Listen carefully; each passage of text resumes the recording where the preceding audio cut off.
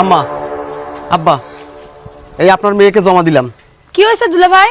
আর শোন, তোকে যা যা বলছি যদি 2 দিনের মধ্যে ব্যবস্থা করতে না পারিস, পরেরটাও কি হবে সেটা তো জানিস তুই। কি হয়েছে আপা? দুলা ভাই এভাবে কথা বলতেছে কেন? কি আর হবে, গোটা একটা রমজান মাস গেল, তোমরা কি করেছো? কি করেছো তোমরা?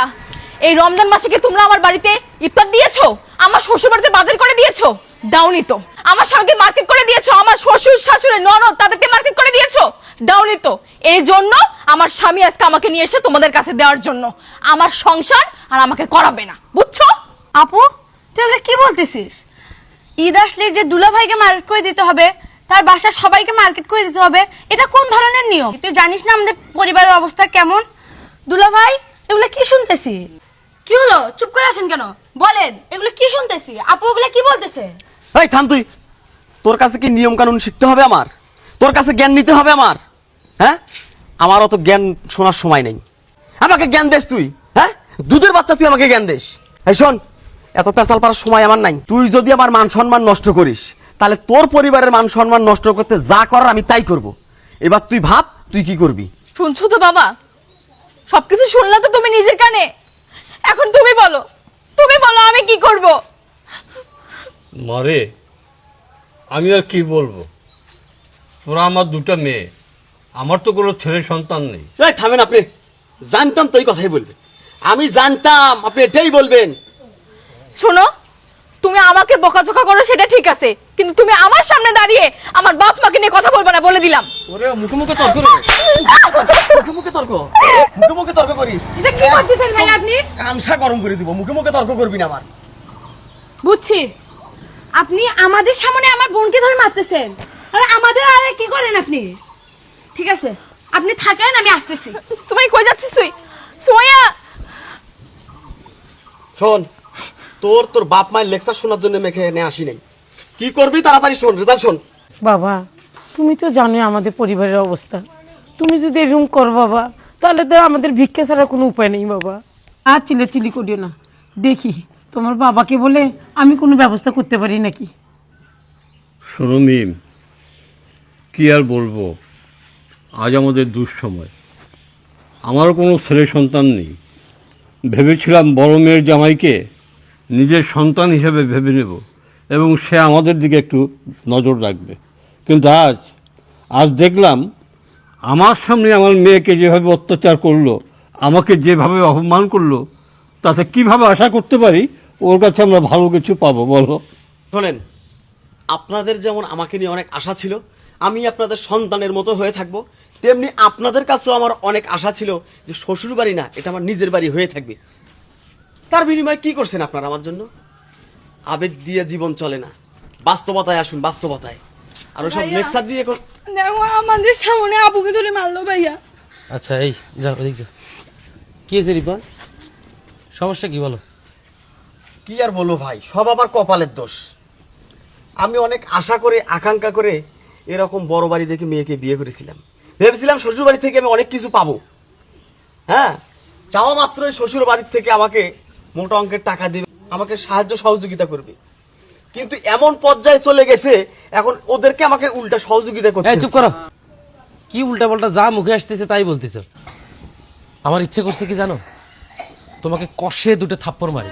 এই তোমরা কেমন পুরুষ মানুষ? হ্যাঁ, লজ্জা করে না তোমাদেরকে পুরুষ বলতে? শ্বশুরবাড়ি থেকে টাকা নিয়ে ঈদের মার্কেট করবে, শ্বশুরবাড়ি থেকে টাকা নিয়ে রমজানের মার্কেট করবে, ও শ্বশুরবাড়ি থেকে টাকা নিয়ে নিজে আরামে এসে চলবে। লজ্জা করে না তোমাদের? যৌতুকটাকে তোমরা কি মনে করছো? যেখানে যা চাইবা, যেভাবে চাইবা সেইভাবেই তোমাকে দিয়ে দিবে মানুষ? আরে তোমাদের যদি এতই প্রয়োজন হয়, রাস্তায় ভিক্ষা করো না, মানুষের কাছে হাত পেতে নাও। চুপ করে আছো কেন? তোমার তো একটা সুস্থ সামর্থ্যবান লোক যখন শ্বশুরবাড়িতে এসে হাত পাতে ধর্ণা দেয় যে আমাকে ঈদের মার্কেট করার জন্য টাকা না দিলে আমি আপনার মেয়েকে ফেরত দিয়ে যাব, আমাকে টাকা না দিলে আপনার মেয়েকে আমি নিয়ে সংসার করব না, এগুলো শোনার পরে কোনো বাবা মার মনে শান্তি থাকতে পারে? পারে না। সুমাইয়া যখন আমাকে গিয়ে বলল যে ভাইয়া এই ব্যাপার, তুমি নাকি চাচা চাচির সামনেই অথের গায়ে হাত তুলছো এবং এটাও বলছো যে যদি ঈদ মার্কেটের জন্য তোমাকে টাকা না দেওয়া হয় তুমি নাকি অথৈকে ডিভোর্স দিবে। কিরে ভাই, এটা কোন ধরনের কথা হতে পারে? লজ্জা করে না তোমাদের? লজ্জা করে না? এই দেশটাকে মগের মূল্য পাইছো তোমরা? যা মুখে আসবে, যা মনে আসবে তাই করবে, তাই মেনে নেবে মানুষ। শোনো, আমার জন্য আরেকজন যা করবে আমি তার জন্য করব, এটা তো নিয়ম। তুমি তাদের জন্য কি করছো? তারা তো তোমার শ্বশুর শাশুড়ি, তুমি তো তাদের মেয়ের জামাই। তোমার উচিত ছিল না সন্তানের ভূমিকাটা পালন করা? তুমি কি করছো? তুমি করো নাই। তাহলে তুমি যখন করতে পারো নাই, করতে ব্যর্থ, তাহলে তুমি কিভাবে তাদের কাছ থেকে এটা চাও? সি রিপন, তুমি শিক্ষিত একটা ছেলে, তোমার প্রতি একটা বিশ্বাস ছিল যে তুমি অন্তত অন্য 10টা ছেলের মতো না। কিন্তু না, আমার ধারণা ভুল। শোনো, আমি বলছি, একটি কানা করিও তোমাকে দেওয়া হবে না। তাতে যদি আমার বোনের সংসার তোমার সঙ্গে হয় হবে, আর যদি না হয় না হবে।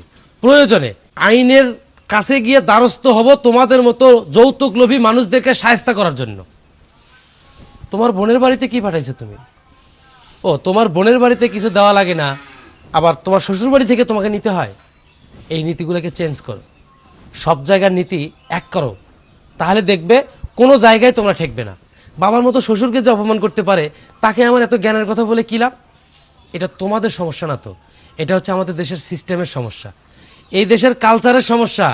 এই দেশে যৌতুকবিহীন বিয়ে হয় না, যৌতুক ছাড়া কোনো ছেলে কোনো মেয়েকে বিয়ে করে না।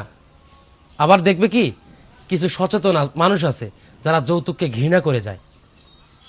আমাদের উচিত যৌতুককে না বলা, সেই সাথে তোমাদের মতো যৌতুক লোভী যারা অমানুষ আছে তাদেরকে বয়কট করা।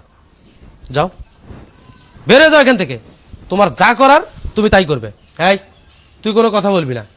আমি যে সিদ্ধান্ত নিছি এটা আমার বুঝেই হবে। চাচা, একটি কানা করিও তুমি ওকে দিবে না। ও দেখে কি করে। দাঁড়া আছো কেন? যাও, যাও। বাবা, বাবা আমি ভুল করে ফেলেছি বাবা। আসলে আমি আমার ওই আশেপাশে বন্ধু বান্ধবদের কথায় আমার লোভ বেড়ে গেছিল বাবা। ভাইয়া তো ঠিকই বলেছে, আমি আপনাদের কাছে যেভাবে চাপ দিচ্ছি, যেভাবে জুলুম করতেছি, কই আমি তো আমার বোনের বাড়িতে একটি টাকার কোনো খরচ পাঠাই নাই। তাহলে কেন আমি মিসে অন্যায়ভাবে আপনাদের কাছে দাবিটা করতেছি? আম্মা, আম্মা আপনি আমাকে ক্ষমা করে দেন আম্মা। ঠিক আছে আমি তো আপনার ছেলের মতো। আচ্ছা বাবা, ওঠো বাবা। অথই, আমি আসলে তোমার উপর অনেক জুলুম করেছি, অন্যায় করেছি, অনেক গালমন্দ করেছি, তাহলে তুমিও ক্ষমা করে দিও। আর শোনো, আর এক মুহূর্তে নয়, টাকার জন্য, অভাবের জন্য আর কোনোদিন শ্বশুর বাড়ি আসবো না। সুমাইয়া, তুইও মন খারাপ করিস না। ভাইয়া, আমি বড় ভুল করেছি, সত্যি আমি বড় লজ্জিত। শোনো রিপন, এটাই তো কথা, জন্ম হোক যথাতথা, কর্ম হোক ভালো। আর আমাদের প্রত্যেকটা যুব সমাজের সচেতন মানুষদের উচিত কি জানো? যৌতুকের বিরুদ্ধে স্লোগান তোলা, যৌতুককে না বলা। তুমি জানো, এই যৌতুকের কারণে বাংলাদেশে হাজারো নিম্নবর্তী পরিবার, মধ্যবর্তী পরিবার যেগুলো ধ্বংস হয়ে যায়। তাহলে আমরা সবই জানি, সবই বুঝি, তারপরেও একটা গোষ্ঠী এই যৌতুকের জন্য নিরীহ মেয়েদেরকে অপমানিত করে, তাদের গায়ে হাত তোলে, এমনকি তাদের বাবা মার গায়ে পর্যন্ত হাত তোলে, তাদেরকে নির্যাতন করে।